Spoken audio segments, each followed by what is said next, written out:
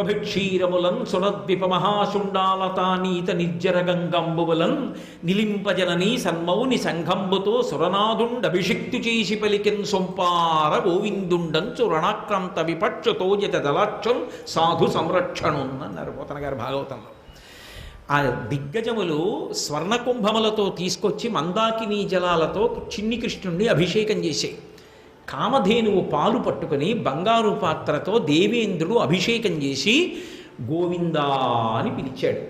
ఇంద్రుడి చేత గోవిందనామంతో పట్టాభిషేకం చెయ్యబడ్డాడు. అందుకే కృష్ణుడికి గోవిందా అని పిలిస్తేట ఉలిక్కి పడతాట. ఇది నేను 7 రాత్రులు 7 పొగళ్ళు కొండ ఎత్తి పట్టి రక్షిస్తానని ప్రతిజ్ఞ చేసి పిలిచి కాపాడి సంపాదించుకున్న నామం ఎవడో గోవిందా అన్నాడు రా అని ఉలిక్కి పడి కాపాడతాట. అందుకే శంకరాచార్యుల వారు గోవిందనామాన్ని వ్యాప్తి చేసి భజ గోవిందం భజ గోవిందం గోవిందం భజ మూఢమతే అన్నారు. గోవిందనామాన్ని ప్రచారం చేసింది శంకర భగవత్పాదులు. అటువంటి శంకరాచార్యుల వారు ఈ స్తోత్రం చేస్తున్నారు. ఇప్పుడు గోవిందా అన్న నామంతో ఆయన్ని పట్టాభిషేకం చేసి ఇంద్రుడు సిగ్గుతో తల వంచుకొని నించున్నాడు. మరి తప్పు చేశాడు కదూ. నాదే అధికారం నాదే స్వాతంత్ర్యం అనుకుని వర్షం కురిపించను అని చెప్పి తనకి యాగం చెయ్యలేదని వాళ్ళని చంపేమని పుష్కళావర్తక మేఘాలని పంపాడు కదూ. సిగ్గుపడి నించున్నాడు.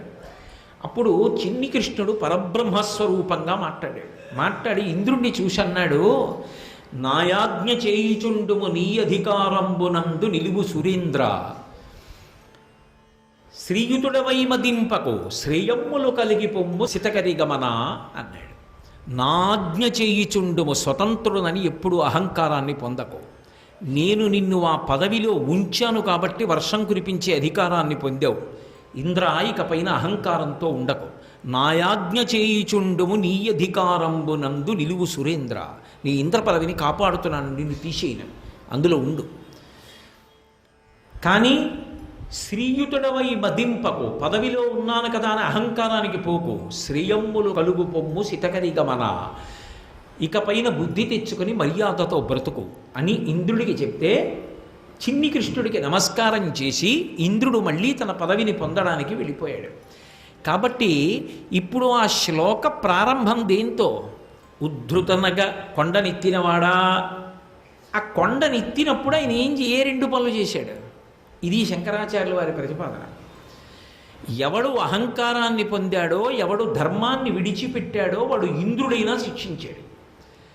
ఎవరు భక్తితో ఉన్నారో, ఎవరు భగవంతుడి పాదాలు పట్టుకున్నారో, అక్కడే తమతో పాటు ఆవులు కాస్తున్న వాడిలా ఉన్నా ఆయన యందు ప్రేమ ఉంచుకున్నారో వాళ్ళందరినీ కాపాడాడు. నీవు భక్తితో ఉంటే రక్షిస్తాడు, అహంకారానికి పోతే పాఠం చెప్తాడు. ఇది చెప్పకుండా జగద్గురువులు మనకి చెప్పడం. స్తోత్రంలో ఉద్ధృతనగా కొండనెత్తినవాడా, ఇంద్ర సంబంధం ఉందా లేదా? ఇప్పుడు గోవర్ధనోద్ధరణం ఎందుకు వచ్చింది? ఇంద్రుడి వల్లే వచ్చింది.